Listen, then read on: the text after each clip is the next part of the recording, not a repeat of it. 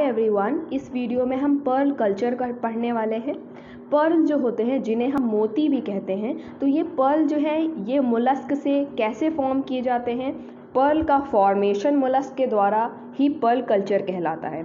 तो आने वाले मेरे कुछ पार्ट्स में आप अपनी कॉन्टिन्यूटी मेंटेन रखें, आपको पूरा पर्ल कल्चर अच्छे से प्रिपेयर हो जाएगा। और एक चीज़ आपको ध्यान रखनी है, पर्ल कल्चर एक लॉन्ग आंसर टाइप क्वेश्चन बनेगा, आने के चांसेस बहुत ज़्यादा हैं, और अगर ये आता है तो लॉन्ग में आ सकता है, तो आप इसको लॉन्ग आंसर टाइप में प्रिपेयर ज़रूर करेंगे। तो अब देखते हैं पर्ल कल्चर क्या होता है। अ लार्ज नंबर ऑफ मोलस्क। पहली बात तो आपको ये पता होना चाहिए कि मोलस्क क्या होते हैं, कैसे दिखते हैं, तब तो आप आगे का प्रोसीजर समझ पाएंगे। तो ये होते हैं मोलस्क, और इन मोलस्क से हम पर्ल को यानी मोती को प्रोड्यूस करते हैं। ठीक है, एक्सट्रैक्ट कर लेते हैं। पूरा प्रोसीजर हम देखते हैं। A large number of mollusks are found on the land and in the water reservoir like sea, fresh water, brackish water। यानी ये जो मोलस्क है ये लैंड पे भी पाए जाते हैं और वाटर रिजर्वॉयर यानी समुद्र, सी, फ्रेश वाटर समुद्र में भी पाए जाते हैं। और ये जो मोलस्क होते हैं ये फूड के लिए और इनके शेल के लिए, इनकी जो बाहर की कवरिंग होती है हार्ड वाली, उसको शेल कहते हैं। जैसे आपने समुद्र के ओशन के किनारे देखे हो शेल छोटे छोटे, बिल्कुल वैसा ही शेल इनकी बॉडी की आउटर शेल होती है। तो शेल के लिए इनका मोलस्क का यूज़ होता है पर्ल इंडस्ट्री में। लेकिन यहाँ पे आज हम पर्ल कल्चर पढ़ने वाले हैं, तो पर्ल का प्रोडक्शन कैसे होता है, मोती कैसे बनता है, वो हम देखेंगे। पर्ल एक तरह का white highly shining globular concretion होता है which found within the shell of an oyster. Oyster mollusc की एक कैटेगरी है, एक टाइप का। जैसे मोलस्क जो होते हैं जो समुद्र में पानी में पाए जाते हैं, ये बहुत तरीके के होते हैं, बहुत वेराइटी के होते हैं। तो उसी में से एक वेराइटी है ऑयस्टर जिन्हें हम कहते हैं। तो ऑयस्टर सबसे ज़्यादा पर्ल प्रोड्यूसिंग समझ लीजिए एनिमल है। ठीक है, तो ये एक तरह की सेल्फ फिश होती है जिसके अंदर हमें पर्ल का प्रोडक्शन मिलता है। ठीक है, ये आपको क्लियर हुआ। पर्ल एक तरह का वाइट और हाईली शाइनिंग ग्लोबुलर टाइप का मोती, तो आपने सभी ने देखा होगा, वो होता है। ठीक है, और इसे मोती भी कहते हैं। देन फिर यहाँ पे देख लेते हैं, the basic principle of pearl culture is to introduce some foreign material between the mantle and the shell of oyster. मतलब ये आप डायग्राम से समझ सकते हैं कि जो एक ओएस्टर होता है इसके मेंटल और शेल के बीच में, मेंटल अलग होती है, शेल अलग होती है, तो मेंटल और शेल के बीच में आपको एक फॉरेन मटीरियल वहाँ पे इंट्रोड्यूस कराना रहता है। मतलब कोई भी फॉरेन पार्टिकल हो वहाँ पे उसको आपको डाल देना रहता है, इंट्रोड्यूस खुद कराना रहता है। फिर which due to the protection against foreign invaders produce the nacreous layer around the foreign body which with time become a pearl. मतलब आप इस तरह ओरली समझिए। ठीक है, बहुत ज़्यादा लैंग्वेज पे नहीं जाते हैं, इस तरह समझिए जैसे ये कोई हमारा ओएस्टर है।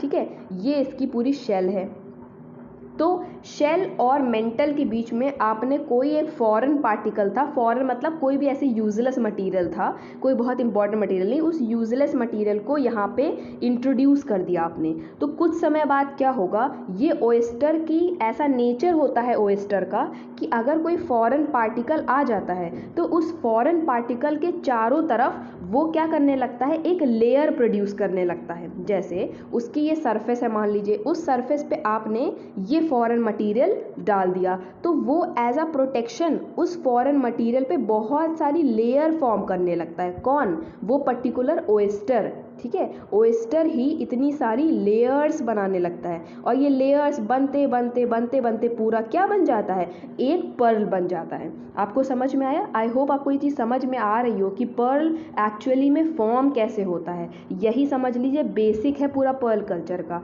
अगर आपको ये समझ में आ गया तो बाकी सब चीज़ें तो एडिशनल हैं, सब आपको लिखते चले जाना है आंसर बड़ा बनाने के लिए, लेकिन मेन चीज़ तो यही आपको पता होना चाहिए। तो मैं फिर से एक बार रिकैप कर देती हूँ कि जो पर्ल कल्चर में सबसे ज़्यादा पर्ल बनाने वाला जो कोई एनिमल होता है वो ओएस्टर होता है।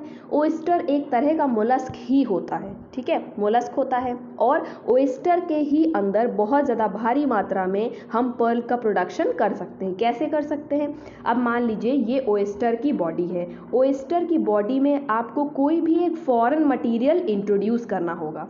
फॉरेन मटेरियल कुछ भी हो सकता है, कोई डस्ट का पार्टिकल हो सकता है, कोई पॉलन ग्रेन हो सकता है, कुछ भी हो सकता है। तो वो डस्ट पार्टिकल या वो फॉरेन मटेरियल आपको उसकी सरफेस पे इंट्रोड्यूस करना रहता है, मतलब वहाँ पे रख देना रहता है। फिर क्या होता है, कुछ समय बाद ये ओएस्टर का नेचर होता है, नेचर मीन्स वो अपने आप को, देखिए हर जीव दुनिया में अपने आप को प्रोटेक्ट करता ज़रूर है। कुछ जो होते हैं वो प्रीडेटर से अपने आप को, कुछ जानवर प्रोटेक्ट करते हैं, ठीक है। तो सबके अंदर अपना अपना एक मैकेनिज्म होता है खुद को प्रोटेक्ट करने का, खुद को बचाने। तो कुछ ऐसे जानवर होते हैं, सबके अंदर अपना अपना मैकेनिज्म होता है सर्वाइव करने का। तो वैसे ही ओएस्टर का ये नेचर है, ओएस्टर का ये मैकेनिज्म है कि वो कोई भी फॉरेन पार्टिकल आ रहा है तो उसके लिए तो वो फॉरेन पार्टिकल है, वो ये क्या जाने कि आगे चल के पर्ल बनने वाला है, ठीक है। सॉरी बट ये आपको सिर्फ समझाने के लिए ये, तो ये जो फॉरेन पार्टिकल आया है उसे नहीं पता कि ये पर्ल बनने वाला है, ठीक है। लेकिन उसका तो यही नेचर है कि कोई भी बाहर से पार्टिकल आया तो हम उसके ऊपर कवरिंग करना स्टार्ट कर देंगे। कोई भी फॉरेन पार्टिकल आके अगर मेरी बॉडी पे लग गया तो हम उसके ऊपर कवरिंग करना स्टार्ट कर देंगे। ये अपने आप को प्रोटेक्ट करने की कोशिश करता है। ये जो ओएस्टर है ये अपने आप को प्रोटेक्ट करने की कोशिश करता है फॉरेन मटीरियल से। तो जो फॉरेन मटीरियल है उसके ऊपर लेयर बनाना शुरू कर देता है, लेयर ऐसे लेयर बनाने लगेगा। इधर भी है तो इधर भी लेयर बनाने लगेगा। लेयर इतनी लेयर बनाता है, इन लेयर्स को हम नैक्रस लेयर कहते हैं। नैक्रस लेयर बनाता जाता है कि अल्टीमेटली पूरा वो एक पर्ल बन जाते हैं। फिर हम जब भी उन ओएस्टर्स को समुद्र से बाहर निकालते हैं और उनके दो जो शेल होते हैं उनको बीच से ऐसे खोल के देखते हैं तो हमारे जो पर्ल होते हैं वो अंदर तैयार हो चुके होते हैं। और ये जो फॉरेन मटेरियल है ये हमें मेंटल और शेल के बीच में इंट्रोड्यूस करना रहता है। ये सब चीज़ें आपको ध्यान में रखनी है। फिर देखते हैं meaning of pearl culture. Pearl is secreted by the mantle of marine mollusc, ये हम जानते हैं। Pearl oyster, the secretion is called as nacrus or the mother of pearl. It is deposited in extremely thin layers. जो भी foreign material हम डालते हैं उसके अराउंड बहुत सारी थिन लेयर्स फॉर्म होने लगती हैं, ठीक है।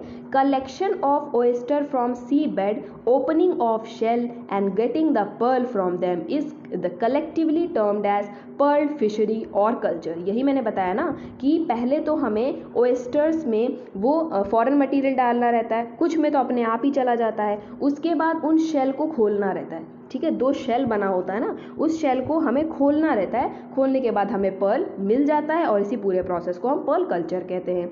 इंपॉर्टेंट पर्ल प्रोड्यूसिंग ओएस्टर्स कौन है? पिनिक्टाडा फ्यूकाटा एक स्पीशी है और पिनिक्टाडा केमिटिजी एक स्पीशी है। ये दोनों स्पीशी से ज़्यादा मात्रा में पर्ल प्रोड्यूस किया जाता है। फिर देखते हैं pearl producing mollusc. Although a number of bivalve have ability to produce pearl under suitable climatic conditions, but high quality of pearl are obtained from pearl oyster of genus Pinictada। मतलब बहुत सारे mollusc ऐसे हैं जिनसे हम Perl बना सकते हैं, ठीक। बहुत सारे ओएस्टर ऐसे हैं जिनसे हम पर्ल बना सकते हैं, लेकिन अगर आपको अच्छी क्वालिटी का पर्ल चाहिए, अच्छी क्वालिटी का पर्ल बनाना है तो आपको जीनस पिनिक्टाडा में ही मिलेगा। यानी पिनिक्टाडा एक तरह की जो जीनस है उससे अगर आप पर्ल का प्रोडक्शन कराते हैं तो आपको हाई क्वालिटी के पर्ल मिलेंगे। यहाँ पे ये कह रहा है a number of species of this genus, मतलब इस जीनस पिनिक्टाडा जीनस की बहुत सारी स्पीशीज़ है।